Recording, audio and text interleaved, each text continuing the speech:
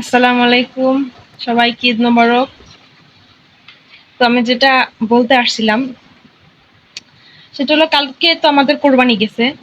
তো কালকে আমি একটা ভিডিও আপলোড করছিলাম, মানে ভিডিও আপলোড করছি বলতে কি, মানে আমাদের বাসার নিচে অনেক গরু জবাই দিছে, তো তার একটা ভিডিও আমি করছি। তো জবাই করার ভিডিও আমি করি নাই, আপনার যে মাংস কাটছে তার একটা ভিডিও করছি আমি।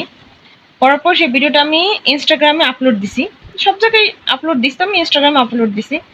ওইখান থেকে আমাকে সবাই এক কথা বলতা, তো সেখান থেকে আমার সবাই বলতাছে যে ভিডিওটা ডিলিট করে দাও, ডিলিট করে দাও, ডিলিট করে দাও। এই ভিডিও ছাড়ছি কেন, কেন এই ভিডিও ছাড়ছে তো কি হয়েছে ভাই?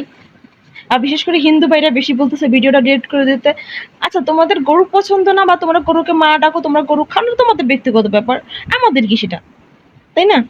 আর এটা, হ্যাঁ না, এই না যে আমাকে কেউ গালি দিছে তা না, কথাটা হলো এই যে আমাদের মুসলমান কোরবানি আমরা ভিডিও করছি, সেটা আমি আপলোড দিছি, এখানে দোষের কি? তোমরা হিন্দুরা যখন ভিডিও আপলোড করো বা মূর্তি নিয়ে, মূর্তি পূজার একটা ভিডিও আপলোড করো, তখন আমরা বলি ডিলিট করো, ডিলিট করে ছাড়ছো কেন, ডিলিট করো, আমরা বলি এই জিনিসগুলো। তোমরা কেন তাহলে আমাদের বলতাছো? এই জিনিসটা একটু বুঝান তো আমাকে সবাই, যে কিসের জন্য আমাকে বলা হইতেছে ভিডিওটা ডিলিট করে। এখানে খারাপ কি ছাড়ছি আমি? খারাপটা কি?